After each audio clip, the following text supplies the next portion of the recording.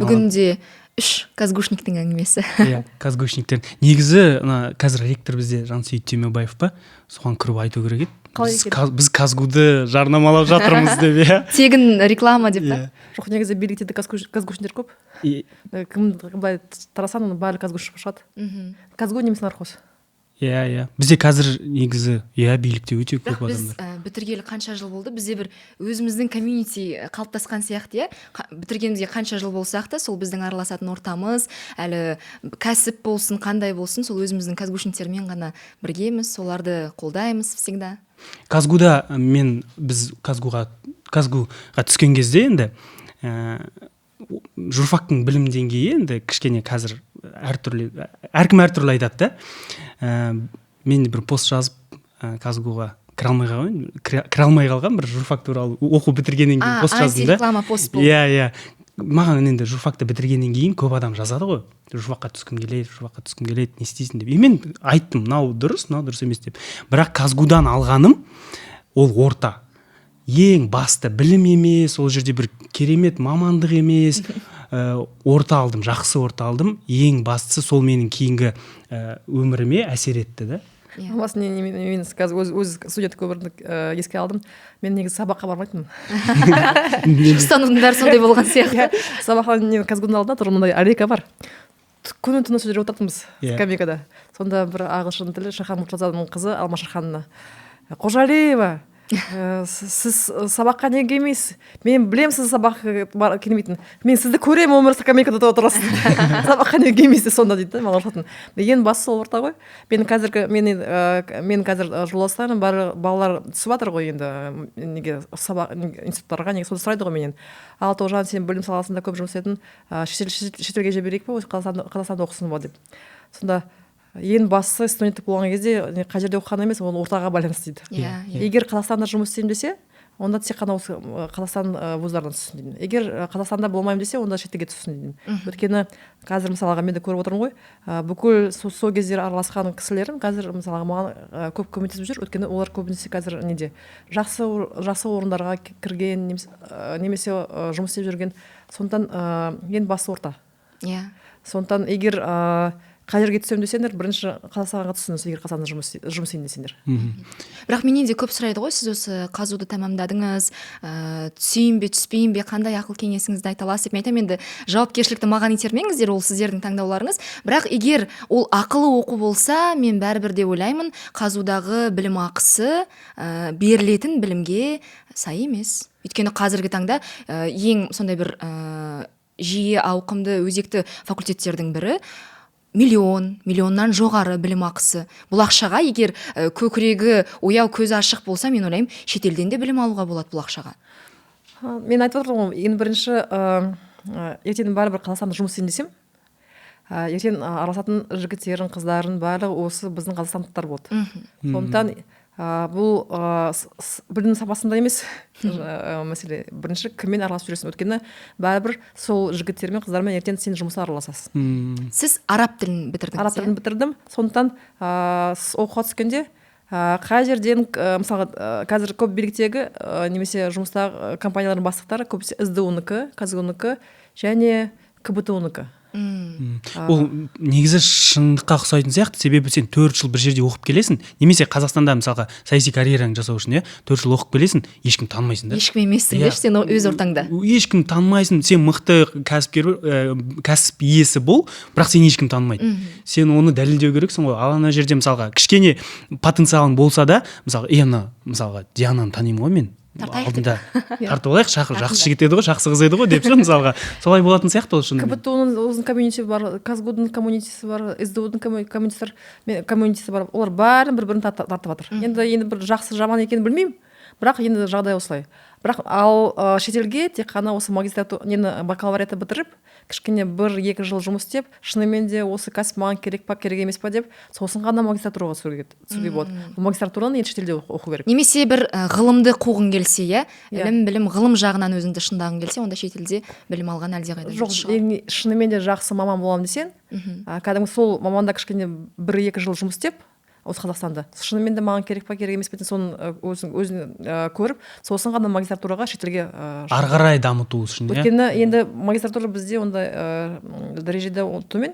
Сондықтан магистратураға мен беретін кеңесім осы магистратураға шетелге барыңыз. Ал бакалавриатты осы жерде бітіру керек. Мен магистратураға грантқа түскем. Негізі біздің мамандық бойынша тегін грантқа түсу өте қиын ғой, шығыстану. Мен бакалавриатты бітірдім, одан кейін тест болды, өттім, одан кейін жұмыспен қатар алып жүрдім де, телевидение, магистратура. Сол кезде маған бір профессор, менің өзім дипломдық жетекшім болған, ты что, самая умная, хочешь и там преуспеть, и здесь стипендию получать деп айтты. Одан кейін мен түсіндім, мүмкін мен шынымен де бір адамның орнын алып отырған шығармын, бір адамның сондай стипендиясын алып отырған шығармын деп мен өзіме бір приоритетті қойып магистратурадан бас тартып кеткен едім. Бірақ өкінбеймін әлі.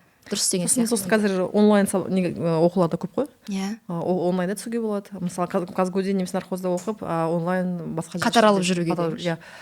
Мысалға мен қазір көп курстастарым көбісі дипломат.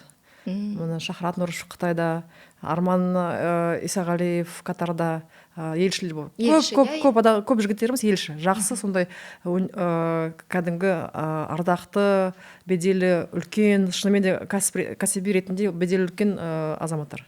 Соған мен біздің факультетіміз бәрі мақтаныш етеміз. Иә. Менің қытай тілі ұстазым Нұртәліп Шәріпқазы, өзімнің адвайзерім болған. Әй, Скатова, сен бәрібір бұл салада жұмыс істемейсің, мен білем, сен басқа жерден шығасың, бір түбінде сол кезде өзіңнің ағайыңның сөзін еске аларсың деді. Шынымен де солай болып шықты. Бірақ маған 5 қойып беретін қытай тілін. Қазір қытай тілін қолданып жүрсіз бе? Ұмытып қалдым. Шыны керек, қазір мүлдем қолданыста, менде практикада жоқ. Бірақ андай базовый білімдерімді, сөздерімді білем. Ал нихао деп па? Нихао деп, иә. Бәрі білетін сөздер. Бізде енді неге көшейік, иә? Сайлауға көшейік, өйткені осы аптаның аяғы Қазақстанда мәжіліс және маслихат депутаттарын сайлау өтеді. Бұл сайлауға бүгінгі біздің қонағымыз Тоғжан Қожалы түсіп жатыр. Жалпы сайлау енді біз жаңа буын, иә, сайлау деген кезде, ой, сайлау, кім барады, оған өздері шешіп қойды ғой, ана жақта өтіп қойды ғой деген сияқты. Әсіресе мен, иә, сондай ойдағы адаммын, білесіз ғой, Фейсбуктан мен. Сол, бірақ қазір енді қаңтар оқиғалары ғой негізі ең басты фактор болған, біздің кішкене болсын бір жылжуымызға бір үміттің пайда болғаны, иә. Қаңтар оқиғаларындағы біріншіден қаңтар оқиғаларының құрбанға кетті ғой қаншама адамдар. Сол адамдардың бірақ алдында да біз айтқан болатынбыз, кез келген өзгеру, кез келген даму үшін әйтеуір бір жертва керек. Және бізде былтыр сондай орын алды. Енді осы жертва болғаннан кейін біз осыны максималды түрде дұрыс пайдалануға тырысу керек сияқтымыз. Өйткені енді адамның өмірлері қиылғаннан кейін біз қайтадан сол 30 жылдағыдай бір өмір сүру. Андай қалай шапалақта бәрі керемет, жағымпазданып өмір сүруді бұл дұрыс емес деп ойлаймын. Және мынау мажоритарлы сайлау жүйесі қазір енгізілген. Сіз сол жүйемен түсіп жатыр ғой сайлауға, иә. Бұл өз басымның ойымша қазір бізге бір сайлаудың не екенін түсініп жүрген сияқтымыз. Өйткені көшеде адамдардың суреті тұр. Кәдімгідей андай сенім, кез келген жерде адамның тұрса, значит сенім бар да. Мысалға мен мына адамға бердім ба, ертең просто сол адамнан сұраймын деген сияқты. А бұрын бізде бір 15 жыл, 20 жыл бойы біз жалпы сайлау болады дейтін, бірақ кім сайлайтынымызды түсінбейтін едік қой. Мен сайлауға бірінші рет 98 жылғы барғам. Саған 25 жыл. Сайлауға деген қатысуға? Қатысуға, иә. Жоқ, мен 98 жылы мен ұйымдастырдым. Сайлауды, иә.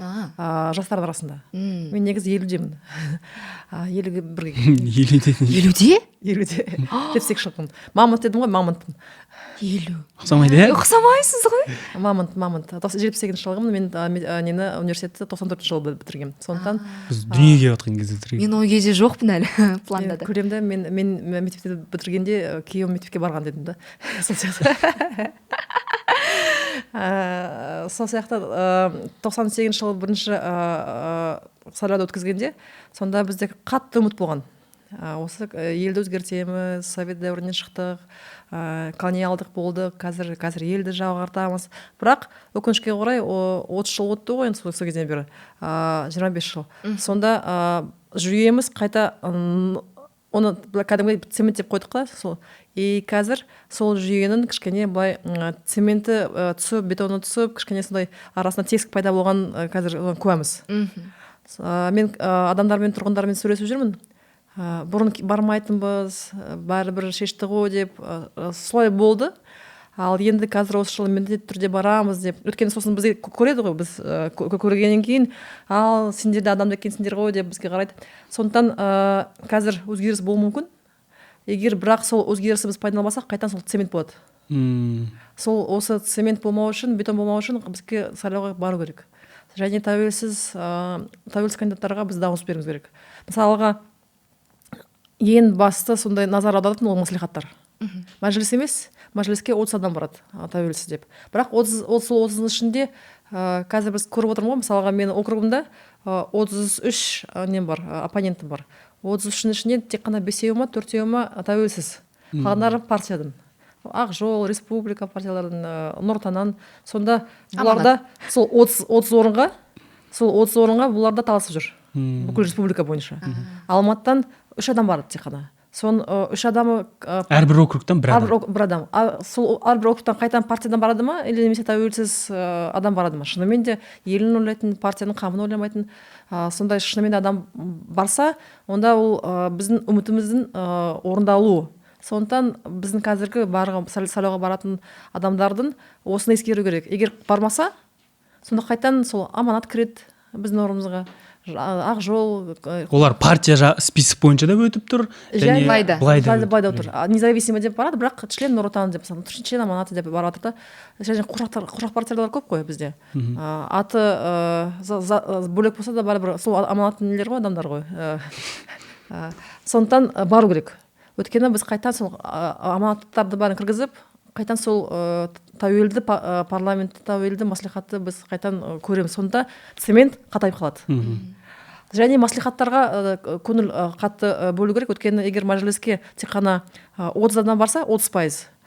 Ал мәслихаттарға 50% барады. Осы қалалық.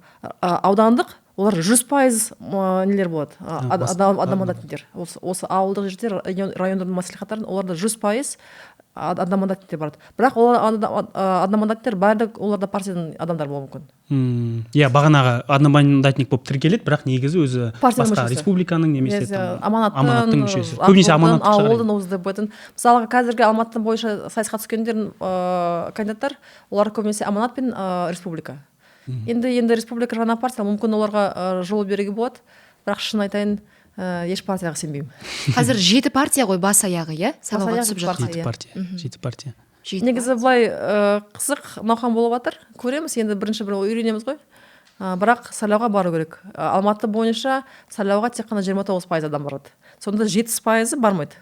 Ең аз Алматы ғой. Ең аз Алматы, Астана, Шымкент. Былай сияқты сайлауға бару мәдениеті әлі бәрібір де бір қалыптаспаған сияқты. Сайлауға бару туралы айтыңызшы. Мысалға, сайлауға барған, енді әрине түсінікті ғой, біз осы уақытқа дейін бәрібір шешіліп қойды ғой деген ой болды ғой. Осы 30 жыл бойы, 20 жыл бойы, мысалға, Отан партиясы құрылғаннан бері Отан болды, одан кейін Нұр Отан болды. Мен оған куәмін, Отан партиясы болғанда. Біздің халыққа ренжиміз ғой енді, өздері де бармайды деп, мысалға, көптеген саясаттанушылардың да айтатын аргументтері сол. Бірақ халыққа ренжудің жөні жоқ сияқты, өйткені олардың айтқаны, ойлағаны бәрібір солай болып келеді ғой, анау шешіліп қойды, мынау болып қойды. Енді біз сайлауға бардық қазір, осы жаңа Қазақстанда дейікші, сайлауға бардық. Біздің сайлаудағы даусымыз ұрламайтынына, біздің сайлауға таңертең тұрып барғанымыз, мысалға, тәуелсіз кандидат ретінде, мысалға, сіз бардыңыз, бірақ сол аманаттың немесе республиканың немесе басқа да КНПК-ның адамдары сол сайлауда жай өтіп кетуі мүмкін ғой. Сондықтан ондай кепілдікті ешкім бере алмайды ғой, сіз бере алмайсыз мысалы. Егер тәуелсіз бақылаушылар болса, бақылау көп болса, сонда ғана шынымен де сайлау таза және әділ өтеді. мысалға мен украиндықтармен көп сөйлесіп жүрмін ғой. Оларда бізде егер мысалға барлығы 10.000 участок болса, оларда 35.000 участок. 35.000 участок. 3 есе көп бізде. 3 есе көп. Бірақ әрбір участкіде кемінде бір адамнан 2-3 адам ол жерде бақылаушы болып отырады. Оларда 40 партия бар. 40 партия, 500 адам құрылған партия, сондай, оларда партиялар көп. Осыны олар тәуелсіз кандидаттар көп. Бүкіл парламент оларда тәуелсіз көбінесе 40% ма, есімде жоқ, бірақ тәуелсіз кандидаттар көп. Оларда бір парламенттің ішінде 14 фракция бар. Енді қиындау кішкене, бір шешім қабылдауға қиындау. Бүкіл Украина неге қазір сондай біз көп олармен қарым-қатынаста жүрміз ғой. Олардың неге сондай ынтымақты біркелкі халық? Өйткені олар қазір саясатқа көп араласып жүр. Қалай ол болды? Ол бастағаны әрбір сайлауға осы соңғы 20 жылда олар көп бақылаушы жіберген. Сондықтан бара-бара бүкіл сайлау әділетті болды. Ал бізде сайлауға бәрі шақырасың ғой. Сайлауға келіңдер, бақылаушы болыңдар, дауыстарын ұрламасын деп тамамай қалсын адамдарды. Ең көп болғанда біз мың адамды республика бойынша жинадық. Ең көп. Бақылаушыларды.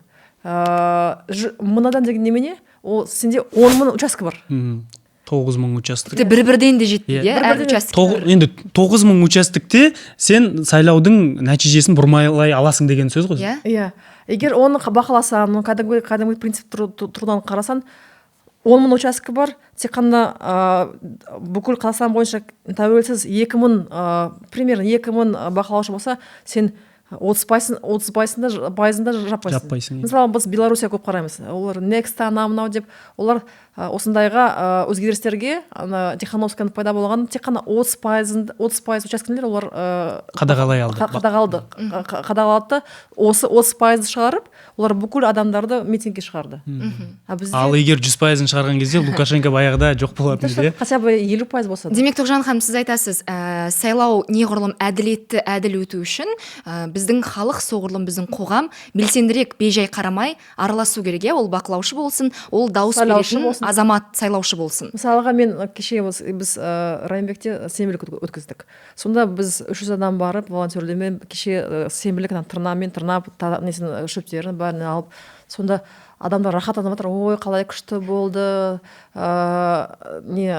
бауырсақ пісіріп, сонда ол кварталда бір шамасында бір 3-4 мың адам тұрды. Сонда сендердің өз аулаларын неге өздерін жинамайсыңдар деймін. Сонда бізді күтіп отырыңдар ма деймін да. Сонда 3 мың қандай рахат болды, балаларын алып, көршілерін алып, бір аптасына айына бір рет осындай субботник жасасыңдар, аула бәрі таза болушы еді деймін да.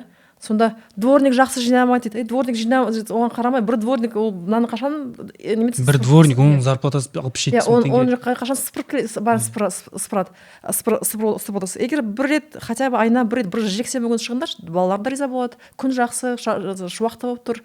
Арасында бауырсағын пісіріп, көжесін пісіріп, шайын берсеңдер, рахат қой, тура мереке ғой. Оны өзің жасауыңа да болады, ешкімді күтпей. Сонда мен неге айтып отырмын? Біздің халқымыз 30 жылдың қатты инфантильный болып кетті. Инфантильный, және біреу бізге бірдемені әкеліп береді, әділдікті әкеп береді, таза сайлауды әкеп береді деп отырды бәрін. Біздің үстімізде түсіп бір жақсы бізде кандидатымыз болады ғой деп, біздің жақсы президентіміз болмайды. Егер біз өзіміз оған дайын болмасақ, жақсы президентке, алланы тазалауға, сайлаудың таза болуына өзіміз дайын болмасақ, өзімізді кіріспесек, онда бізде ештеме болмайды. Ал сондықтан сайлауға келу керек, өйткені қой шешіліп қойды. Шешеді, егер сен бармасаң. Кім Сталин беді, кім айтқан еді? Не важно, как проголосовали, важно, как посчитали деген. Важно еще с кем посчитали. Өйткені егер бақылаушылар қасында болса, важно с кем посчитали. Бақылаушылар қасында болса, түбінде тұрбаса, сон өз құқыларын білсе, онда бәрі жерде әділ болады. Мысалға Алматыда, Астанада, Шымкентте бақылаушылар көп болады. Уралда ешқашанда бұрмалау, осы соңғы 2 жыл бұрмалау жоқ сондықтан. явкасы 29%. Әйтпесе егер бақылаушы болмаса явкасын 170% деп жаза салады ғой. Сол сияқты. Иә. Қай жерде бақылаушылар жоқ, сол жерде явка 80%, 90%. Ол жерде бір адамдан 4 дауыс деңізші. Таразда мысалыға сондай Таразда, Павлодар, Петропавлда сондай явка үнемі үлкен болады, өйткені бақылаушылар жоқ. Ана мұғалімдердің де студенттердің де бүйтіп автобуспен жүргені қазір азайған сияқты. Карусель дейді оны. Карусель әлі бар ма? Нелер киімдерін ауыстырып. Иә, енді біз бүгін студент болдық қой, Казгуда көрдік енді шыны Өзің керек. істеген жоқсың ба ондай? Жоқ, мен істеген жоқпын. Құдайға шүкір де. Иә, бірақ менің қасымдағы группаластарымды, әсіресе де жатақханада тұратын балаларды кәдімгідей міндеттеп алып кетіп отырғызып аралап шығатын да. Автобустан тоқтайды, ана жаққа барады, кіріп шығады, ана жаққа барады, кіріп шығады. Мұғалімдерде де дәл солай, мен оны жақсы білемін.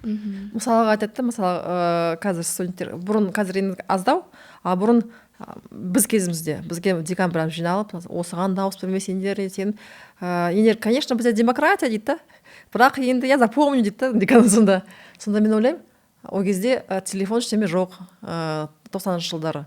Немен жүйе жоқ ештеме. Сонда қалай тексереді екен мен қалай дауыс бергенімді. Біз бәрібір қорқатынбыз.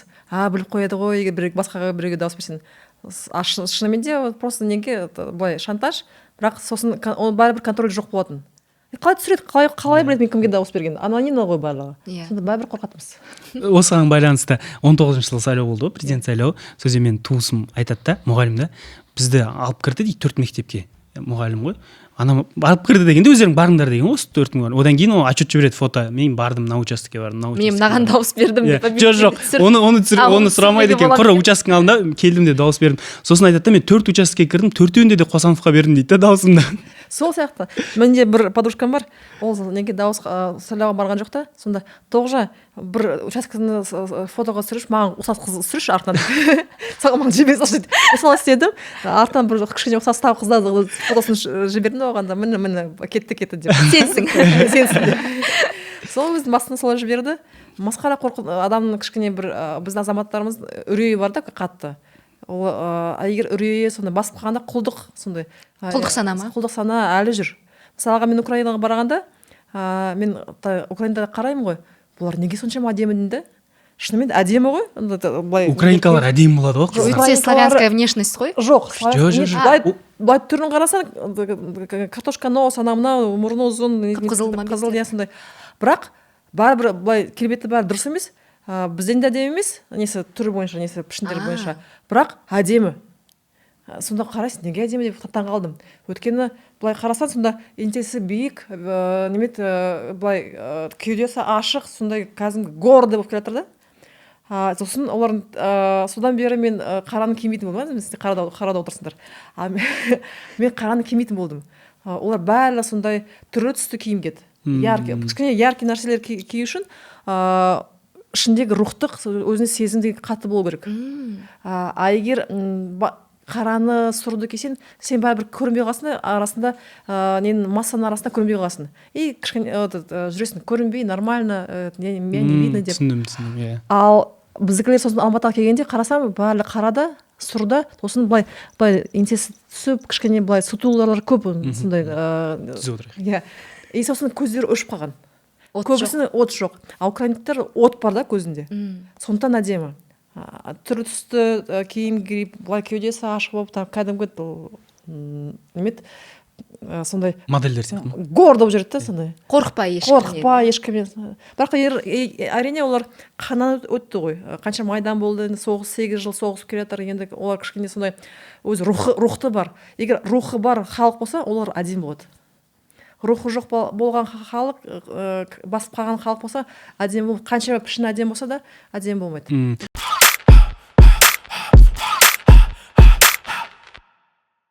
Бізде айтады ғой, енді әсіресе қазақ қоғамында көп айтады, біз қазақ, жоңғарды жеңген халықпыз, біз рухты халықпыз, батыр халықпыз деп көп айтады ғой. Бір жерге Абылайдың ұрпағымыз. Мысалы кез келген дастархан басына барсаң да осы әңгіме, әсіресе ауылдық үлкен кісілермен отырсаң да қазақ деген ой, біз деген қырамыз. Біреу соғысқа шықса мен шығамын дейді. Иә, бірақ шындығында да ол солай ма деген сұрақтар көп қойып жүрмін өзіме. Неге? Егер біз мықты халық болсақ, біздің еркектер, мен еркек ретінде айтайын, еркек мықты халық болатын болса, еркегі мықты халық болатын болса, біз мынау бытовой насилиядан әлемде топ 10-ға кіретін бе едік. Үш, сол бар, суицид бойынша. Сосын енді бәрібір еркек адам ол добытчик қой енді. Ол әйелі, мысалға, бізде көп аналар, әсіресе көп балалар митингке шығады ғой, жағдайының төмендігін айтады. Бірақ ол үйде де бір еркек бар ғой, енді ол өзі айтады ғой, күлге аунап туған жоқ қой балаларын. Ол жерде де бір еркек бар. Осы еркектердің үйінде отырып дастархан басына қонақ келген кезде біз үйткенбіз, біз бүйткенбіз дегеніне қарап, әңгімесіне қарап, бірақ шынайы өмір сәйкес келмейді ғой. Мысалы бағанағы суицид, бытовой насилие ондай болмайтын еді ғой. Педофилия еркек мықты болатын болса. Қазір маған енді бүкіл еркектер ойбай, сен қазақ болып тұрып не айтып тұрсың? Немесе неден алиметтен қашатын еркектер. Иә. Бұл қалай, мысалға, неге біз әңгімеміз басқа, ал ісіміз басқа, мүлдем екеуі сәйкес келмейді? Өйткені енді революция кезінде бүкіл сондай рухты, зиялы қауымды қырып тастады. Қалғандары кімдер? Көбінесе сол Собакевичтерде. Арыз жазған, үндемей отырған, қойшы. Мен көп жағдайды білемін, мысалға, егер мысалы әпкесінің семьясын репрессияға ұшса, оған өз әпкесін басқа, туған әпкесіне келсе, ол есік тұрап қоятын. Маған келмеді, маған ол сенің қасіретің маған менің семьямда келеді. Бауыр бір отбасы, иә? Бауыр отбасы. Ондай ауылдас жерлерде ондай көп болды. Айтып отырды ғой аталарына. Иә, айтатын. Сондай қорқатынбыз дейді. Даже если мен туған әпкем болса да есік тұрап қоятынбыз дейді. Өйткені сен ананың қалай айтатын еді, ол кезде не деп айтатын еді? Әбден қорқытқан. Өйткені мен баламды алып кетеді ма, кесіртеді ма, өзімді алып кетемін деп есікті жауып қоятынбыз дейді. Кіргізбейтінбіз, боранның ішіне кіргізбейтінбіз. Ондай жағдайлар көп болды. Сондықтан революция кезінен кейін бізді қатты қорқытты. Сондықтан біз мысалға бір елге келе жатасың, біреуді ұрып қой, қойшы, несіне тиемін, өзімен өзі қазір мен проблемам емес деп, тиіспейін, бір қызды ұрып шалды ұрып, қойшы, енді оған таяғына мен жемейін деп қашып кететіндер көп қой бізде. Сондықтан біздің және бұл біріншіден қорқытты. Сосын сол қорқытқан халықтың көбінесе ұрпағымыз. Біріншіден. Екіншіден, содан бері біз бірімізге арыз жазып үйренген халық. Анонимка. Маған да талай адамдар анонимка жазған. Бұл екіншіден. Үшінші жағынан біз рухымыз төмендеп, әбден кедей болғандықтан, егер кедей болғандықтан біреудің аузына қарайсың, қалтасына қарайсың, егер бірдеме айтсам, ақшам болмай қалады ғой, жағдайым болмай қалады деп қорқағанбыз. Жағдай жаман халық үнемі сондай қорқыныш көп халық болады. Африканың елдерін қараңдар. Тек қана егер жүгірсе, тек қана топпен жүгіреді да олар. Жігіттер әбден қорқып қалған. Иә, быт определяет сознание. Сосын төртінші ең басты мәселе, бізде қазір өкінішке қарай әйелдік ықпалы көп. Бала бақшада тәрбиелейтін әйелдер, үйде тәрбиелейтін аналар, мектепте тәрбиелейтін бүкіл 90% мұғалімдер. Мектептің директоры көбісі мұғалімдер, мектеп, балабақша. Бізде рух беретін еркектердің азайтты, өйткені олар көбінесе әйел мінезді болып кетті. Ал егер еркек әйел мінезді болса, онда әйелдерде рухы төмендейді. Өйткені ер азаматтың беделі жоқ. Сендер әкелерің келді ғой дейтін әке жоқ. Бұрын қорқытатын. Қасқабағымен қорқытатын ба? Қасқабағымен бір қарағанмен қорқытатын емес, енді кішкене сенім, үреніш, сосын бір сыйластық деген пайда болатын. Қазір әкеге деген ондай не жоқ қой.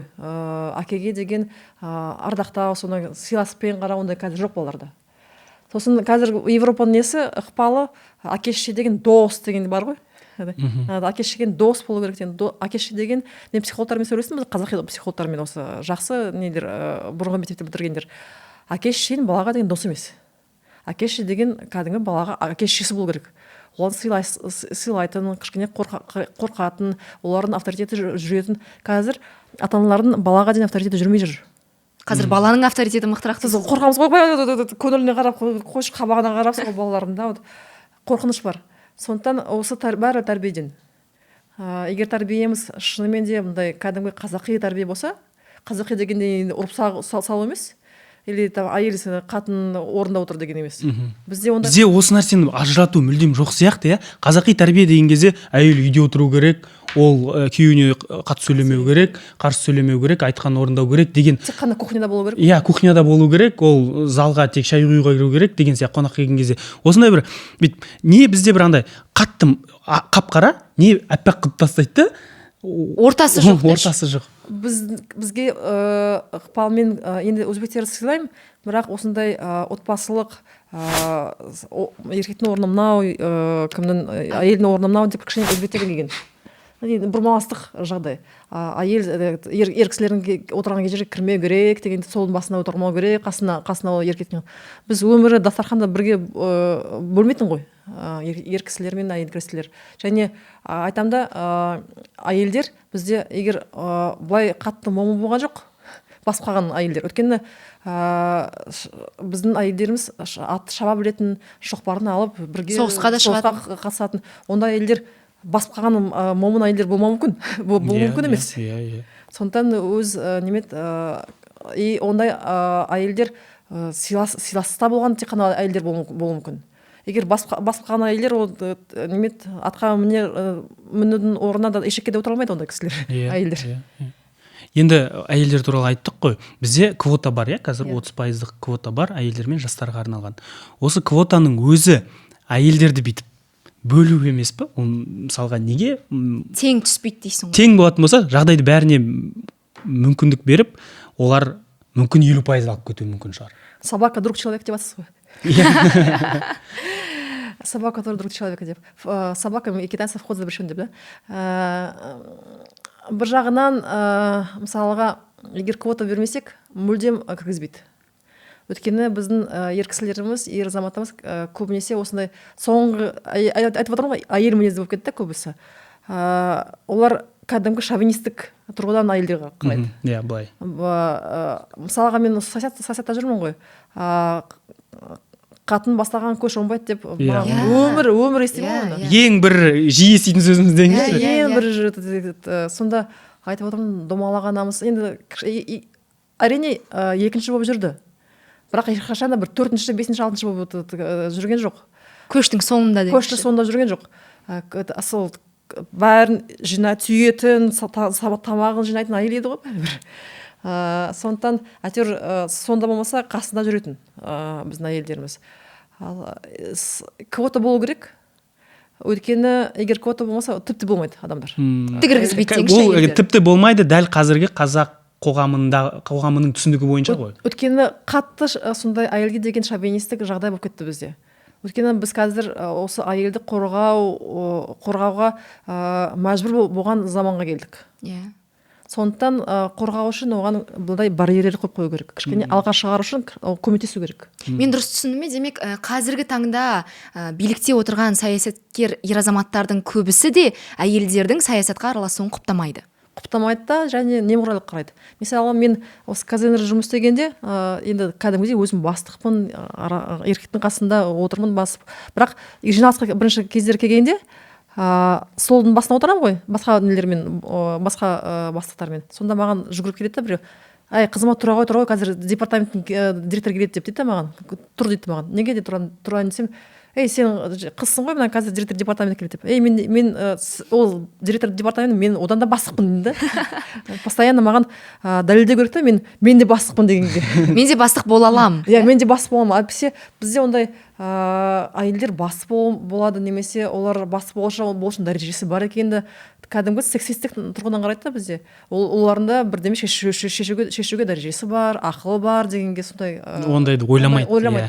Егер әйел сондай әбден немізді өзгерткенде менталитетімізді, егер әйел бір жаққа дәрежеге жетсе, онда тек қана ол біреудің көңілдесі, біреудің тоқалы, біреудің әпкесі, сіңлісі, немесе қызы, әйтеуір келіні, әйтеуір артынан біреу итеріп тұрған. Сондай сенімге әкелген. Жоқ, біздің әйелдеріміз өздері де жүре алады. Мысалға, менің артынан ешкім болған жоқ. Өзім жүрдім. Мысалға, постоянно маған осының келіні ғой дейді. Келін болып, мен 40-та болдым. 40-қа келіп, Москвада 10 жыл жұмыс істеп, республика бойынша 26-тан бастап әжептәуір дәрежеге жетіп, сосын қара 40-та келін болып келдім. Қазір сондай келіні ғой деп маған естігенде, бір кәдімгідей топассыз ба деп ойлағым. Сексизм деңізші.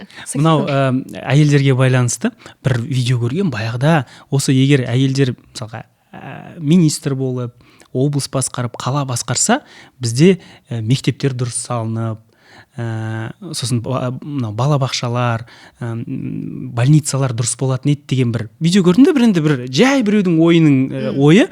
Өйткені әйел ана дейді бірінші. Ол бірінші баласын ойлайды дейді. Ол баласы дұрыс балабақшаға барса екен, ол жерден дұрыс тамақ ішсе екен, кейін тамақ ішіп болғаннан кейін дұрыс мектепке барса екен, мектеп ертең құлап қалмаса екен, төбесі түсіп кетпесе екен, кейін больницаға барған кезде дәл сол сияқты барлық ступенькаларды айтады да, әйел ол бірінші мынау чиновник ретінде түсінбейді дейді, немесе ана откат алуға 30%, 20%. Ол бірінші өзінің анасы, мен анамын ғой, ертең менің балам бар ғой деген сияқты түсінікпен ойлайды деген сияқты. Сосын мен бүйтіп шынымен ойладым да, егер солай болған жағдайда, мысалға 14 былай салыстырып көруге болатын сияқты, бізде 18 ғой, 18 облыстың бір жартысын бөліп, былай 18-ді 9-9-дан бөліп, әйелдер еркектер деп. Сосын бүйтіп рейтингтер, KPI-лер қарасашы, еркектер жақсы жұмыс істей ма, әйелдер жақсы жұмыс істей ма? Мысалы, әкімдіктерде, негізі министрліктің жұмысынан қарағанда, әкімнің жұмысы оңай көрінеді ғой. Егер көше таза болса, жылу келіп тұрса, мысалы, жарықтар болып тұрса, ол әкім мынандай жұмысы анық көрінетін жұмыстар ғой. Бүгінгі көшені жинақ қойса, әкім жақсы екен. Бүгін свет жанып тұрса, әкім жақсы екен деген сияқты. Сондай бір KPI-лар жасау керек сияқты деп ойлаймын. Өйткені бәрібір адами тұрғысынан әйел адамның тіпті взятка алуға келген кезде де бір қорқынышы болатын сияқты деп ойлаймын, еркектерден қарағанда.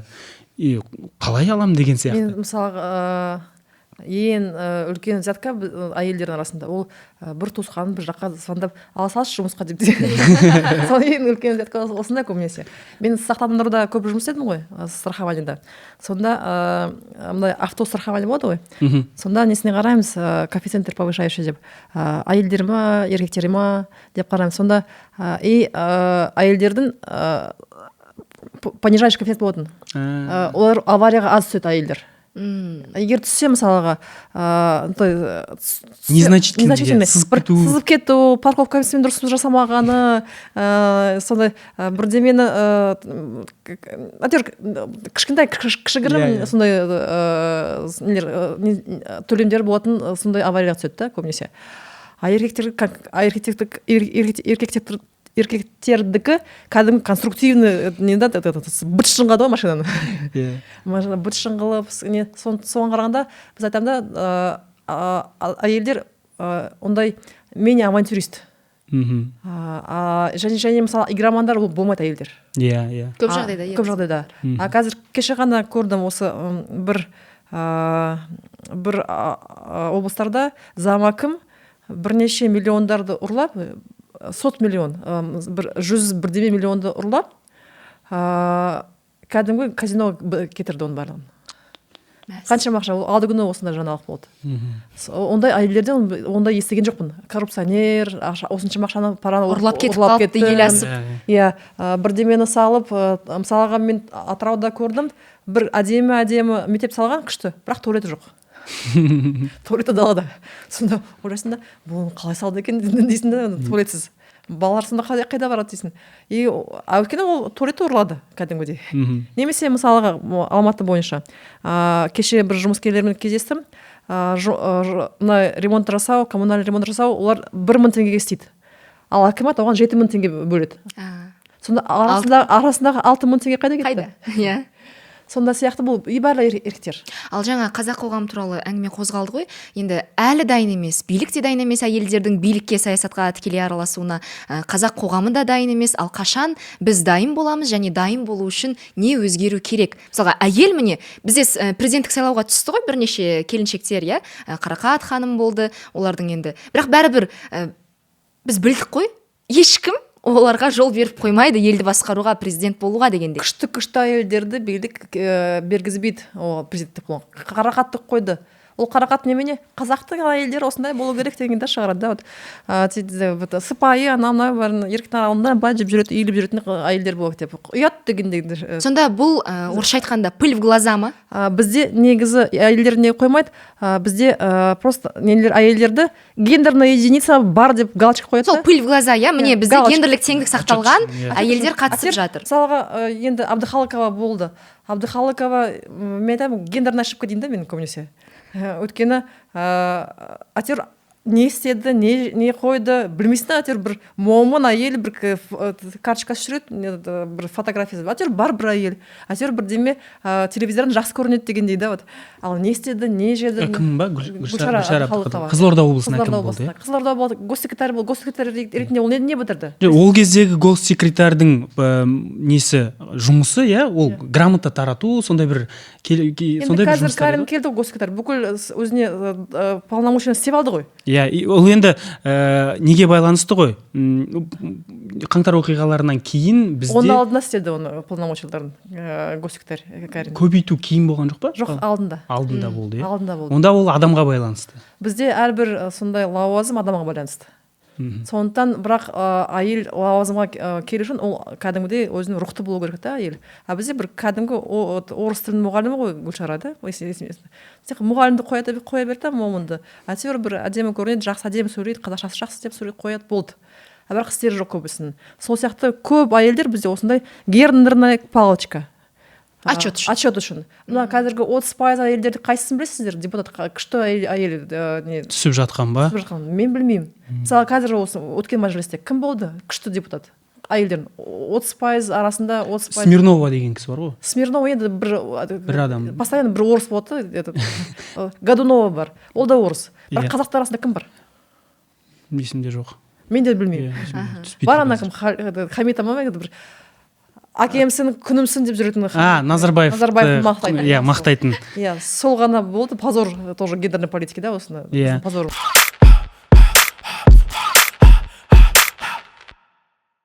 Бізде негізі бағана ол жақсы әңгімені алып келдіңіз бар ғой, енді осы жайлы әңгіме айтайын деп едім. Бізде қазір депутаттыққа кандидат ретінде ақындар, журналистер, блогерлер түсіп жатыр ғой. Әсіресе Аманат партиясының құрамында бар да бұл кісілер. Республикада да бар. Жоқ, республикада блогерлер ғой. Бар, кім Нұрлан Қойынбаев бар ғой. Иә, мен ақындарға байланысты енді Заитов түсіп жатыр, журналистерге байланысты айтқым келіп тұр. Осы адамдардың бұрын бізде мынау Аманат Нұр Отан ол кезде Қайрат Нұртасты Нұр Аманат емес. Иә, Қайрат Нұртасты, сондай бір персоналарды, Головкинді пайдаланатын еді ғой сайлау кезінде. Қазір біз енді жаңа Қазақстан дегенде бұларда бір саяси технология шығар. Қазір Ринат Заитов сияқты тұлғаларды пайдаланып жүрді. Күшті сөзі өтімді. Білмеймін қалай келісті Ринат Заитов, бірақ сөйтіп келістірген екен да. Осы адамдардың енді қараңызшы, депутат деген мәжіліс депутаты, маслихат емес, мәжіліс депутаты, бұл Қазақстандағы заңдарды қабылдайды, халықаралық нормаларға сүйенеді. Қаншама әлеуметтік зерттеулерді қарап шығу керек. Бұл заңды бір қабылдаған кезде я жоқ емес қой, оны бірінші зерттеу керек қой алдын ала. Осы адамдардың кәсіби біліктілігі біздің Қазақстанның заңдарын қабылдауға, конституциялық заңдарды қабылдауға, кодекстерді қаншама қабылдауға меніңше жеткіліксіз сияқты. Білімі, иә? Білімі, иә, кәсіби біліктілігі. Мен сізбен кішкене келіспеймін, өйткені шынымен де егер ақын, нерашылардың, суретшілердің олар қоғамдық қайраткер болмайды деп, он дұрыс емес. өйткені мысалы Шерхан Мұртаза бар, Шаханов бар, ол ақындар, жазушылар, драматургтар, Олжас Сүлейменов бар. Олжас Сүлейменов кәдімгідей Неваданы ол қозғалыс құрып, ол негізі 90 жылдары президенттің кәдімгі оппоненті болды ғой, негізгі оппоненттерінің бірі болды. Полигон жапқызды ғой. Егер мысалға парламент дегенде халықтың сөзі өтетін өкілдері, осы адам солай болу керек. Егер заңды қарастыру керек, заңды оқу білу керек, бірақ сонымен қатар осы халықтың үнін шығаратындай, осындай дауысы сөзі өтетіндей адам болу керек, азамат болу керек. Егер даже ол қаншама кәсіби күшті юрист болса, егер оның сөзі естілмесе, онда онда да заңгер керек жоқ. Сондықтан халыққа сөзі өтетіндей, сол парламентте өтетіндей, өзіне қарататындай адамдар, азаматтар керек. Кім болса да, сонда адамдар болу керек. Отбасымен болуы мүмкін, заңгер болуы мүмкін, экономист болуы мүмкін. Ең бастысы осы сөзі өтетіндей адам болу керек. Мысалға, Рейган актер болды. Иә. Зеленский актер. Комик вообще, да, вот. Мысалға, Исландияда, кезінде Исландияны дефолттан шығарған, оларда рокерлердің правительствосы болған, өкіметі болған. Білесіз ба? Ол да клоун болған. Зеленскийдің алдында 12-ші жылы. Зеленскийдің несі, бүкіл сценарийсы сол Исландияның несімен өкіметімен болған. Ұқсас, өте. Олар бүкілдері рокерлер мен клоундар болған шынымен де. Олар Исландияны дефолттан шығарды. И топ-10 туристік елге әкелгізді. Менің айтпағым мынау да, енді халықтың үні, әрине, депутат деген ол халықтың представителі ғой, енді биліктегі представителі. Алайда біздің қазіргі халықтың сұраныстары, енді әрине әлеуметтік жағдайға байланысты ғой, әлеуметтік жағдай өте қатты төмендеп кетті. Оны президент Тоқаевтың өзі айтты, бізде кедейлердің саны өте төмен. 70%, көп. Алайда біздің халықтың қазіргі сұрайтындары көбінесе, әсіресе осы кредит кешірілсін, қарыздар төленсін, ұлттық қор таратылып берсін деген бір осы егер мысалға халық сұрап жатыр екен деп кредиттер кешіріліп кетсе, халық сұрап жатыр екен деп ұлттық қор таратылып берсе, енді ана адамдарға мысалға Ринат Зайтовты айтып жатырмыз ғой қазір, Ринат Зайтовқа сондай нәрсені сұрап жатыр, сол нәрсені айтатын болса. Көп сұрап жатыр, бірақ ол дұрыс емес. Өйткені біз бір рет кредит кешірдік. Бізде бүкіл елдің экономикасы барлық банкіге арналған. Бұл кредит кешірсін деген артында кім бар? Банктер. Банктердің лоббисі. Қайтан оларға ақша тойып, енді кредит кешірілгенде кредиті бар адамдарға берілмейді ғой ақша. Қайтан банкіге төгіледі. Мемлекет банкке төлеп береді. Бір 5 жылдан кейін тағы да сайлау кезінде тағы да енді тағы да сұраңдаршы деп тағы да ой тастайды. И онда бізде осы кредит кешірілу біз 17-ші жылы ма, қай жылы болды ғой, оның алдында? 2007 жылы болды ма? Сол кезде, одан кейін Тоқаев 19 жылы тағы да. 2 рет болған нәрсе. Бірақ одан бері жағдай өзгерді деп айта алмаймыз. Қайта күрт шиеленісіп жатыр. Қазір 6 миллион адамның несиесі күрделі несие болып есептеледі. 6 миллион адамның. Бізде 19 мың халық. 6 миллион адам, 3-тен бірі ұлттық қауіпсіздікке қауіп төнгеніне жағдай келтірдік. Сонда 6 миллион адам банкрот негізі. Сонда онымен не істейміз? Не істеу керек? Біздің ойымша, біздің банкілер әбден мысалға бізге неге кредит беріп, сізде 6-шы, 7-ші кредит па, оны төлей алады ма, төлей алмайды ма деп, сондағы бәрібір береді. Әйтеуір алсам болды. Өткені ертең телевизор алады, пәтерін алады, машинасын алады. Той жасайды. Жоқ. Сол адамнан конфискация, оны бәрін алуға оның залогтары бар. Біздің банктер бизнеске кредит беруге оны әбден қашып, бизнеске кредиттен бермей жүр. Негізі жақсы экономикада банктер бизнеске кредит беру керек. Бизнеске кредит қолжетімді болса, несиесі, онда адамдардың жұмысы болады, ол кредиті керек болмай қалады. Және адамдарға қолжетімді ипотекаға кредит берсе, сонда адамдар жүрмейді арендалы квартирада, бүкіл жұмыс істегісі келіп, квартирасын несиесін төлеуші еді. Ал мысалға 2 жыл бұрын, былтыр ма, 2 жыл бұрын ба, әйел қайтыс болды ғой, 3 баласын тастап. балконнан шыға Иә, секірген өзі. Сонда 7 кредиті бар. 7 ме 6 кредиті бар. Күйеуі кетіп қалған, 3 баласымен қалған. Ең соңғы кредиті 15 мың теңге. 15 мың теңге. Сол 15 мың теңге сол кредиттерін төлей алмай күйеуі кетіп қалғаннан кейін енді жағдайым жоқ деп балаларын бәрін өлтірді, өзін де өлтірді. Ол масқара ғой. Сондықтан ең басты егер кредит оны кешірмей қайта бизнестің дамуына, бизнестің ашылуына сонда жағдай қою керек. Сол банкілерде оңбағандар, сендер мына жекеменшік физлицоға кредит бермеңдер. Немесе берсеңдер, оны өлшеп, мөлшерлеп, тексеріп, беруге бұл адам болмайды ма историясын. Сендер қайтаны бизнеске кредит беріңдер деп, осыған тарту керек. Демек, кредит беру саясатын қарастыру керек дейсіз ғой, Қазақстанда физлицоларға. Физлицо қазір қарастырып жатыр ғой, неге байланысты? Банкротство физических лиц істедік, бірақ бәрібір банкілердің лоббилері болып қалды. Өйткені жеке адамға кредит беру пайызы көп, және көп адам сұраныс көп, содан кейін оларға жеке адамға бергені тиімді. Банкілердің көбісінің портфелі 70% осы жеке меншік физлицоға кредит. 70%. Ол көп қой банкілер. Әрине олар бере береді, 7 рет болсын, 10 рет болсын. Дұрыс банкілерде 30%-дан көп болмау керек. Бұлар 70%-ын беріп жатыр. Бүкіл портфелін 70% жеке тұлғаға беріп жүр. Сондықтан ғой көбісі төлмейғандықтан, ал енді бізге сол кредит кешіріңіздер деп лобби жасап жатыр. Замкнутый круг дейсіз ғой. Замкнутый круг. Ол түк несі жоқ, жауапкершілігі жоқ. Бере береді. Біз өз қалтамыздан қайтадан ол банкілер төлейін деп жатырмыз. Сосын қайтадан біраз уақыт салып, ол қайтадан бұл тарих қайталанады дейсіз ғой, қайтадан адамдар кредиттерді алып алады.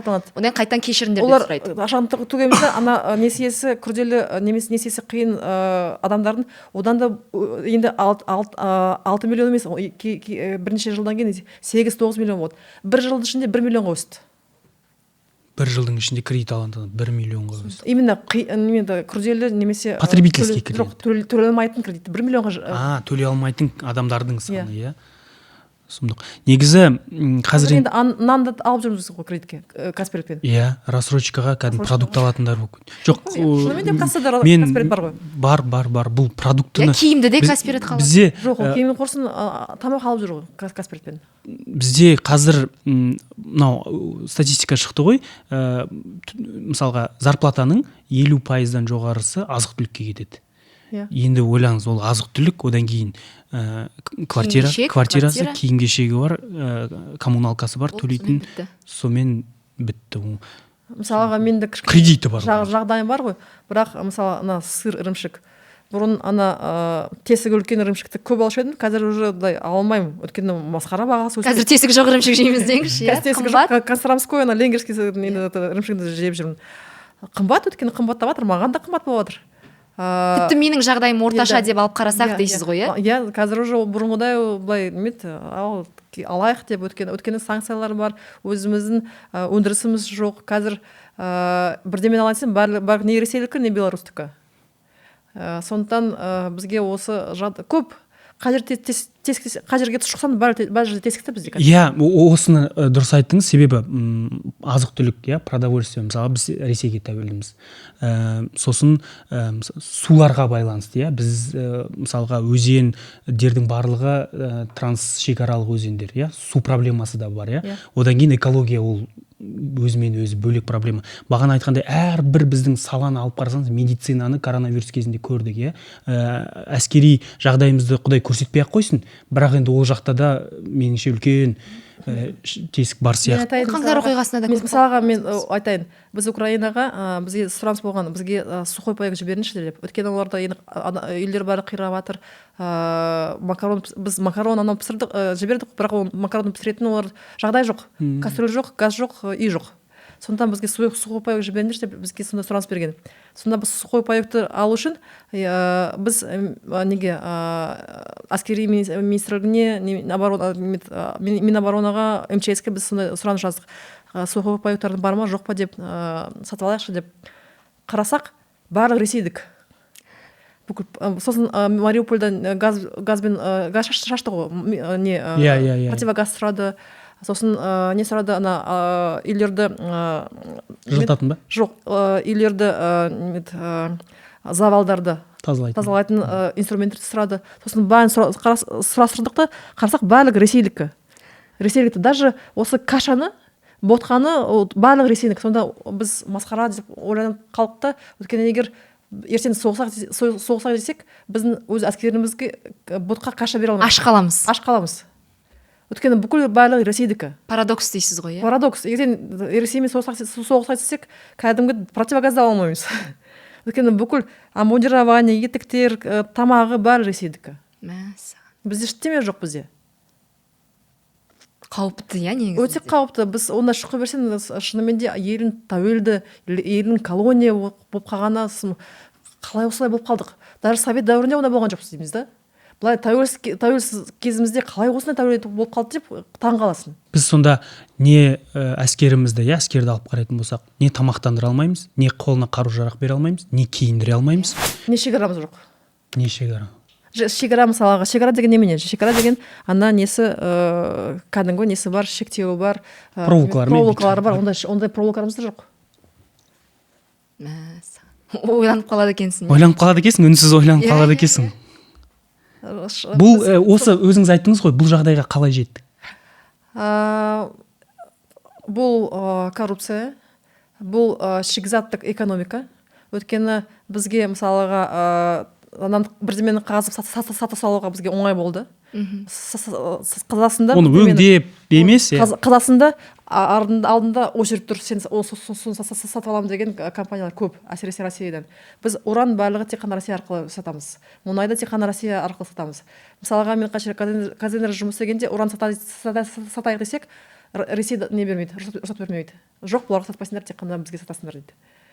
Көп жерде солай. Мұхтар Жакишевтің түрмеге отыруы да сол себептен. Сол көп қой, Капаровтың мүмкін өлуі да сол шығар. Өйткені ол Капаров сол кезде Канадамен келісіп шығар. Жакишев Жапониямен келісіп жүрді. Сондықтан осы компрадорлық экономика болғандықтан, әйтеуір қазып біреуге сатып өндіріс жасау орнына, немесе соларды қалпына келтіру орнына, жолдардың салу орнына біз кәдімгідей өз экономикамызды басқа елге саттық. Мен алдында мынандай естігем, біз бидайды өсіреміз, бірақ бидай қып, мысалға Өзбекстанға сатамыз да, одан кейін Өзбекстаннан оң қып қайтып сатып аламыз деген. Кәдімгі гречка бар ғой қазір, гречка. Гречкадан россиялықтар келіп сатады гречканы. Сосын гречканы упаковкаға істеп, қайтадан бізге сатады. И бірнеше есе. Орысша айтсаң бред, иә, кәдімгі. Енді қарасыздық қой, иә, бұл. Ол неге? Осы мәселелердің барлығы билік біледі ғой, иә? Билік әрине біледі. Сондықтан үндемей жүр ғой. Өйткені егер Россияға бірдеме айтайын десең, айта алмайсың да, өйткені экономика жағдай жоқ. Қауіпсіздігінің ана жағдай. Бүкіл манипуляциялар кукла сияқты біз Россияға... КТК-ны жауып тастаймыз деген сияқты әңгімелер. Егер мысалға даже Ақтөбенің осы шекараның қасында Акимді сайлайын десең, Россияға қарайсың, бұл Акимді сайлауға болады ма, болмайды ма? Өйткені мысалға неге Сапарбаевты Ақтөбеден алып кетті? Өйткені қытайлықтар қарсы болды. Қытайға бір сөз айтып еді ғой, қарап кетіп еді ғой, қазақша сөйледі. Сондықтан алып кетті. Неге Ахметов әліге дейін өскеменде отыр? Өйткені орыстардың ықпалы көп. Сонда жағда даже өз әкімдерімізді сайлау үшін келісім алу керек, Кремльден. Әкімдерді ол даже министр айтпаймыз. Енді арада 30 жыл өтті, сонда қанша жыл тағы да біз осылай өмір сүру керекпіз, сол көршіміздің көңіліне қараймыз деп. Біз қазір совет дәуіріне қарағанда қазір Ресейге не Қытайға одан да бетер тәуелдіміз қазір. Одан да бетер колония болып кеттік. Енді өткені өзіміз қыр көрсете алмаймыз, қасқыр екенін көрсете алмаймыз, рухымыз жоқтық. Қайдағы бір депутат бізге ай десе, жарайды деп қоямыз. Рухтың жоқтығын бар ғой, меніңше түсінуге болатын сияқты мынау аргументтерден кейін, сен ертең рухың көрсеткен күні аш қалайын деп тұрсың, немесе рухыңды көрсеткен күні саған не қару-жарақ бермей қойын деп. Одан да бетер, егер бұға берсең, сұға береді. Сұға береді, Алмас айтты ғой, биліктегілер біледі. Біледі. Ал соншалықты бізде бүкіл Минобороны Ресейде бітіргендер. Оқуды, Оқуды. Бүкіл министрлер, бүкілдер Ресейде бітірген министрлер. Биографиясын қарасаң, көбі магистратураны сол МГУ-да, Ломоносовта. Бірақ мен қазақ мектебін бітірдім. Кем дегенде дейсіз. Кем дегенде. Да. сонда оларға ауылда қалайша өстім. бәрібір ме сонда қалай мен жоқ мен түсінгенім бойынша барлық проблема білет ол түксе алмаймыз ғой. істеген жағдайда бағана айтып тұр ғой, мысалға ктк-ны жауып тастады бізде, қанша уақыт бойы мұнай жүрген жоқ батысқа. Сол сияқты бір проблемалардан қорқады да, содан кейін Алмас, бұл Тоқаевтың мәселесі емес, бұл Назарбаевтың мәселесі. Назарбаевтан келе жатқан мәселе. және қазір біз сонымен әлі күресіп келеміз бе? Назарбаевтың СНГ-ні басқарам деген несі мансабы, мемешілігі, Евразияны басқарам деген соған қарай барлығы біздікі менікі болады деп соған әкелгені ғой барлығы Назарбаевтың. Бұл қазір Тоқаевқа енді бұны барлығын шешу керек. және оны шешу үшін әлі қанша жыл өгізді де өлтірмей, арбаны да сындырмай. сындырмай. Мына жақта сенің өзіңнің мемлекетің бар, халқың бар, а мына жақта Тоқаевтың қазір жағдайы өте қиын. Мысалға көбісі айтады, Тоқаев анау мебель, анау дейді да, сен Тоқаевтың орнында қазір болшы, бұл мәселені шеше аласың ба? Өйткені қай жерге тұрсаң да бәрі жерде осы жағдай. Қит етсең, ертең өле қалатындай жағдайға әкелген бізді осы Назарбаев. Сондықтан Тоқаевтың қазір жағдайы өте қиын. Ол қазір елдің президенті болуға өте қиын. ең қолайсыз уақытта келіп қалды дейсіз ғой. Егер Тоқаев мен президент болам, осы жағдайды кішкене жақсартам дегенге Құдайға шүкір дей керек ондай адамға. Сол айтып жатырмын да, нағыз осындай уақытта дипломаттың билікке келгені Тоқаев сияқты бізге кішкене бір ол Назарбаевтың арқасы десей. Жоқ, Назарбаев қолайлы халыққа болған Назарбаевтың сияқты. дұрыс шешімі деп ойлаймын. Дұрыс шешімі оны қазір оппозиция мен қазір ойбай Тоқаевты қолдап кетті, Назарбаев қолдап кетті деп қазір айғай салады, оны білемін. Дайын. Иә, тәуелсіз кандидат болғанның өзінде қорғап кетті деген сияқты. Иә, бірақ хақтың аты хақ. Біз хақ қозғалысымыз. Біз қараны қара дейміз, ақты ақ дейміз. Арамызда сұрғылдау деп жүрмейміз. Өйткені біз хақпыз. Хақ егер соны шындықты айтатын қозғалыс. Тіпті аманат дұрыс нәрсе айтып тұрса, онда айту керек. Егер Әблязов бірдеме айтса, онда дұрыс керек. Егер Әблязов пен аманат елге кимейтін, мемлекетімізге пайда кимейтін нәрсені, дұрыс кимейтін нәрсені дұрыс емес деп біз осы 4 жыл осылай келе жатырмыз. Сондықтан ғой біз не оппозицияға да жақпаймыз, не билікке де жақпаймыз. Ортасында жүрген бір хақ деп жүрген қозғалыспыз. Бірақ егер ұнаса да ұнамаса да осындаймыз. Сондықтан бізге қазір осы жүйеміз, осы мемлекетіміз ертең одан да тәуелді болмас үшін бізге кішкене ықпал жасауымыз керек. Осыны шындықты біліп, ертең тіпті өз тәуелсіздігімізді жоғалтатын жағдайға әкелдірмеуіміз керек. Енді қараңызшы, мына жерде мынандай ой келіп отыр да. Сіз Украинаға көп көмектескен адамсыз, қозғалыс құрып, фонд құрып, қаншама гуманитарлық көмек жасадыңыз. Енді бағана айттық қой, бізде бәрі Кремль арқылы шешіледі деп. Сіздің депутаттыққа өтпеуіңізде мына Украинаға көмектесіп жатқан адам, бұл депутат болмау керек деген қауіп те бар ғой? Бар ғой, айтып жатыр ғой. Айтып жатыр, ана Будар деген бір мұндақ бар ғой, кешіріңіз да. Айтып жатыр ғой. Билікке немесе депутаттыққа фашистер келе жатыр деп. Айтып жатыр ғой, көп қаншама не пиғыл немесе өсек таратып жүр ғой. Біз Украинаға наркотиктар апардық деп сондай өсек таратып жатыр. Онда енді өтірік қой барлығы. Біз ұрладық деп өсек таратып жатыр. Оны да барлығы өтірік. Біздің аудитіміз бар, барлығымыз бар. Қанша бірақ айтып жүрміз, бірақ бәрібір енді біздің халқымыз кішкене аңқылдау. Біреу бірдеме әдемі түрмен жақсы сөздермен айтсас, ой, шынымен де мынау шын екен ғой деп сеніп қалады. Бірақ оның бәрі өтірік. Негізі Тоқжан ханым, мен енді аудиториямның жан айқайын жеткізуге келдім, және осы сәтті пайдалана отырып, менде Инстаграмда 85% оқырмандарымда әйелдер құрайды, және енді кем дегенде олардың артық айтпайын бір 30-35% бақытсыз әйелдерді құрайды да. Қоғамдағы бақытсыз әйел, дауысын ешкім естімейтін, мүлдем сондай бір әбден өмірден үмітін үзген, түңіліп бір, енді Алматыда бәрі жақсы көрінетін шығар, Астана мүмкін күшті, қазір дамып келе жатқан қала, Қазақстан, жаңа Қазақстан. Бірақ сол ауыл аймақта тұратын әйелдер, мен оқитын, олардың күйі, халі қазір өте нашар. Өте нашар. Олар өте бақытсыз, мен оны білемін. Мен күнде хат аламын олардан, мені ұрды, мен кетем десем кете алмаймын, я жұмысым жоқ, я мамандығым жоқ. балам бар ортада, мен не істеймін, сонда маған жазады да, мен әлі тұрмыста емеспін, бірақ ақыл сұрап маған жазады, мен не істеуім керек, Диана айтыңызшы деп, бірақ мен оларға түкте айта алмаймын ғой енді, мысалы деймін да. Және сол әйелдердің жан айқайын сізге жеткізгім келіп жатыр да. Ертең сіз мысалы енді мәжіліске өттік делік, әйелдердің құқығын қорғау мақсатында қаншалықты сіз еңбек атқара аламын деп айта аласыз, не уәде бере аласыз, мысалы қазір бізді көріп отырған әйелдерге? Диана, маған да күніге жүздеп адам осындай әйелдер жазады, күніге жазады. Әсіресе Динара Сақшамен осы сұхбатпен 3 балам бар, әлі мен қазір да жүктімін да, мен үйден қуып жатыр деп ондай көп адамдар жазып жатыр. Жағдайым жаман, енем осындай, күйеуім осындай, жағдайым жоқ, немесе жалғыз басты анамын, ондай күніге маған жазады. Ең басты бізде ананың ертең мәжіліске барғанда мен не істейтінін білемін.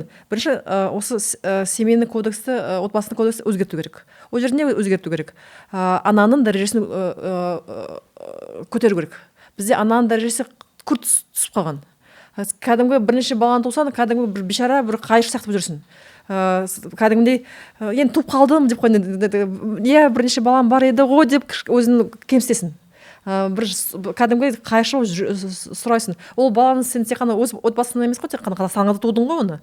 Оның сондықтан аналардың және әкелердің дәрежесін көтеру керек.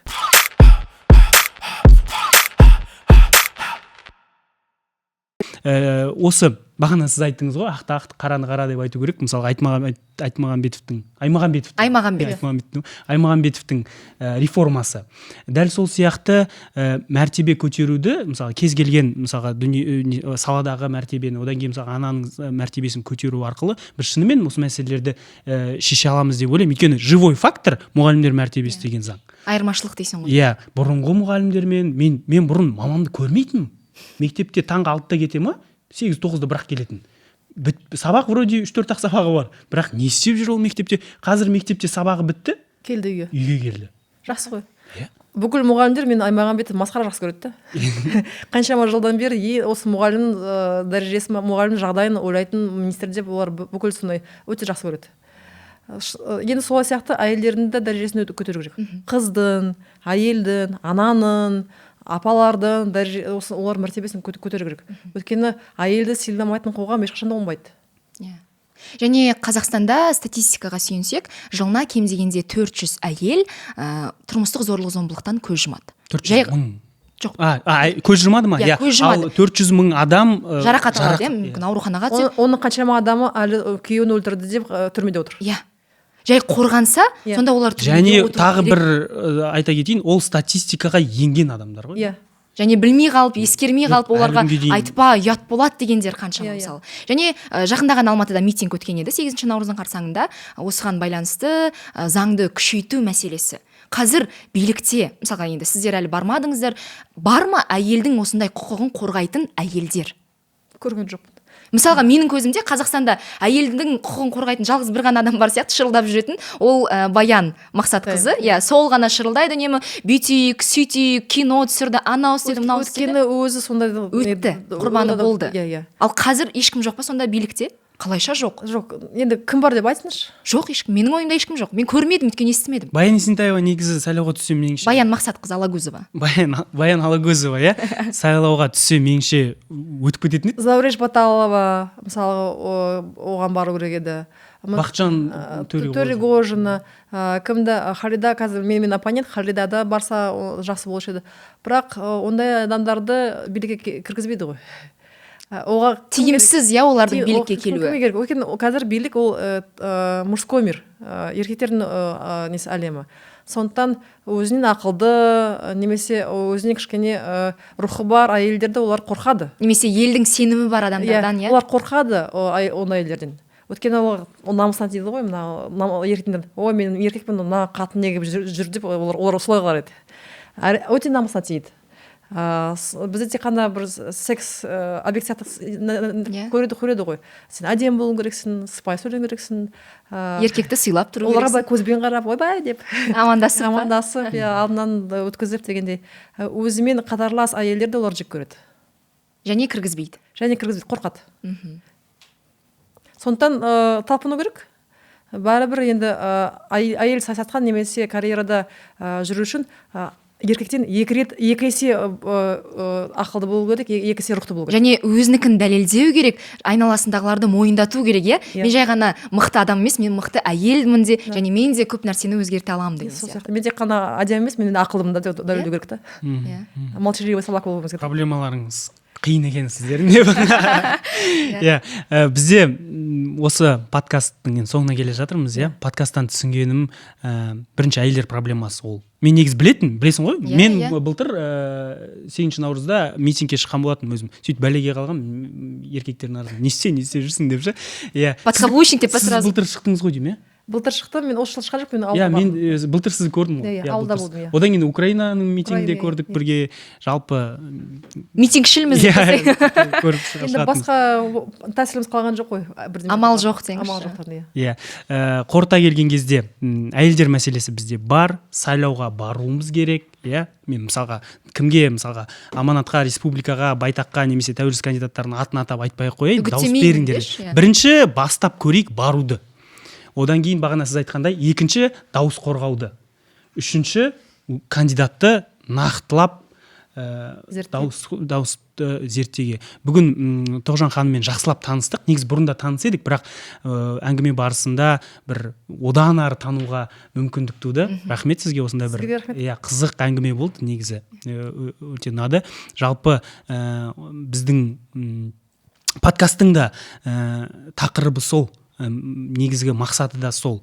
Бізге альтернативті ой айтатын адамдар қажет. Өйткені біз 30 жыл бойы бағана айтқандай тек бір ғана ой айтатын, тек бір адам. Шайнап берген нәрсені жұта беретін. Соны ғана тастап берген нәрсені ары қарай алып кететін сол депутаттар болды, сол мәжілісте қанша жыл бойы барлығына өздері Астананы ауыстырады, өздері қайтадан ойларына келген істейді. Дәл сондай депутаттар болды. Иә, солай деп ше, ешкім қарсы шықпайды оған, сондай депутаттар болды. Ендігі сайлаудан кейінгі маған енді біздің мынау одномандатниктердің ішінен 5 адам, 4 адам, 5 адам шықса да, бұл бір жаңа леп алып келетін сияқты. Өзім сенем, енді адамда ең соңғы өлетін нәрсе ол үміт пен сенім ғой. Басқа барлығы, мысалы, өздері шешеді дейміз, өздерінің кандидаттарын өткізеді дейік.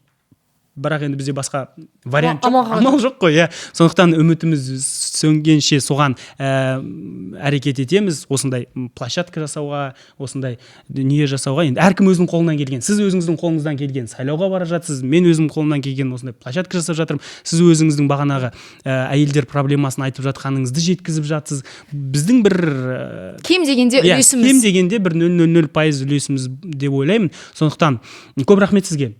Сәттілік сізге ең бастысы. Ең бастысы сәттілік, және сайлау Сталиннің сөзі дұрыс болмасын деп, орындалмасын деп тілейік, әділ сайлау болсын. Әділ сайлау үшін жалпы тәуелсіз байқаушылардың, жалпы сізбен негізі байқаушы туралы әңгіме айтуға болады, сізбен әйел туралы әңгіме айтуға болады, сізбен жалпы отбасы, ана туралы әңгіме айтуға, сізбен өте көп тақырыпта әңгіме айтуға болады. Алайда бізде өзіміздің уақытымыз бар, сондықтан өкінішке орай бар осы бүгінгі 1,5 сағатта үлгергеніміз осы. Енді сіз маған неғыңыз, сөз беріңіз, депутат болғаннан кейін, Құдай бұйырып депутат болып жатсаңыз, егер мен осы площадкаға шақырып жатсам, міндетті түрде келуге. Одан кейін ол кезде спрос басқа болады, әңгіме басқа болады. Мен бірден айтайын, өйткені сіз ол кезде халықтың сенімін алып, мандатын алып, сол жақта мінберде өзіңіздің ойларыңызды айтасыз. Сол кезде айтамыз, Диана әкем, сіз алдында басқа әңгіме айтып отырсыз енді.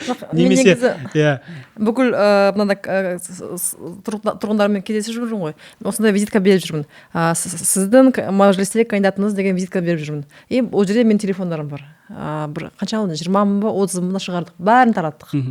Менің телефондарым. Сондықтан уәде берем. Және мен шынымен де осы халықтың үні, халықтың өкілі боламын, және болып жүрмін осы соңғы жылдары. Және шынымен де осы халыққа адал қызмет етем деген адам мақсатта жүрген адаммын. Ал енді халқымызға, осы көрермендерге айтатынын, сұрайтынмын, бірінші қыздарды қыз болып тәрбиелеңіз, ер балаларды ер бала болып тәрбиелеңіз, және балаңызға немесе ініңізге аузын жап деп айтпаңызшы. Біздің қазақтың әбден үйреніп қалғанбыз, аузын жапшы деп, тыныш отыршы деп. Тыныш отырмасын, аузын жаппасын. Өйткені егер кішкентай кезінде ауыз жауып қалса, осы біз 30 жыл болды ауызды жап деп айтып жүрді адамдар, осы халде аузы жабылған халық болып қалғанбыз. Сондықтан еш заманда, еш уақытта балаңызға осындай сөздер айтпаңыз. Енді Тоғжан, сізге сәттілік үлкен. Мен бұл жерде мына сөз айтқым келеді. Ағылшындардың бір ұраны бар әйелдердің арасында. Әр әйелді қорғауға, оны қолдауға міндетті деген сияқты. Мен сол жағынан бүгін келіп сізді қолдағым келіп жатыр. Өйткені мен білем, егер расымен де енді сіз ертең сол жаққа өтіп кететін болсаңыз, мандатыңыз бар болса, үміт қой, жаңағы айтып кеткендей, үміт әйелдердің құқығы осылай аяқ асты тапталмай, біреу сол саясат билікте әйелдің сөзін сөйлейтін адамдар бар бола бастаса, онда сіз өзіңіз айтқандай ананың рөлі беделі, қоғамдағы әйелдің орны арта түседі дегенге үлкен сеніммен қарап жатырмыз. Рахмет. Осы соңғы сөз, мен енді үйде біз енді әке шешемізбен бірге тұрамыз, әйелмен бірге тұрамыз ғой бәріміз. Әйел бақытты болса, қалған нәрселер меніңше оңай шешілетін сияқты деп ойлаймын да. Өйткені мен анама қараймын, сосын әйеліме қараймын, бір күніге печеньем болады, булочка болады, ыстық шай ішесің, ыстық шай ішесің. Сондықтан шынымен бізде қазір әйелдердің жағдайы, сен мысалға инстаграмға опростар жасап отырасың ғой, сосын сұрақтар қойып жатқан кезде мен кәдімгі оқимын да жүрегім ауырып кетеді. Не бір жағдайлар еді. Сол кезде енді сол 400 мың әйел жылына мысалға зардап шегетін сол адамдардың саны азайса, демек бізде қоғам бақытты бола бастайды. Мен оны үйден білем, әйел адам бақытты болатын болса, әйел бүгін күліп тұрса, значит мен бүгін қарным тоқ болады, жұмысым сәтті болады, телефоным мазаламайды, көңілім күшті болады деген сияқты. Сол сәттілік, бәрімізге сәттілік бұйырса, осы алаңымызда осы Тоғжан ханым сияқты, осы уақытқа дейінгі келген спикерлер сияқты, мен спикерлерді андай жақсылап таңдауға тырысамын да. Біз Диана екеуміз ақылдасамыз, кәдімгідей ақылдасамыз. Спикер енді оңай емес, осындай сапада, осындай неде качествода подкаст жасау, бірақ әрбір сол шақырған спикерімізді міндетті түрде бір дұрыстап шақырайықшы деп, әзірге ешқандай қате болған жоқ. Алмас өзі айтады ғой, планкамызды түсіріп алмайықшы, жай ғана қаралым қуу мақсатында, бір трендке шығу мақсатында андай бір аты шулы адамдарды да шақыруға болатын еді ғой, бірақ Алмас айтады, жоқ, ондайға жол бермейікші, бір-бірімізге уәде беріп, тек қана сол бір деңгейдегі қоғамға пайдасы бар, қоғамға айтары бар адамдарды ғана қонақ етіп шақырайықшы деп айтқан Алмастың сөзі бар. Солай болсын. Амин. Рахмет сіздерге, көп рахмет. Сізге рахмет. Сау болыңыздар. Все. Опа.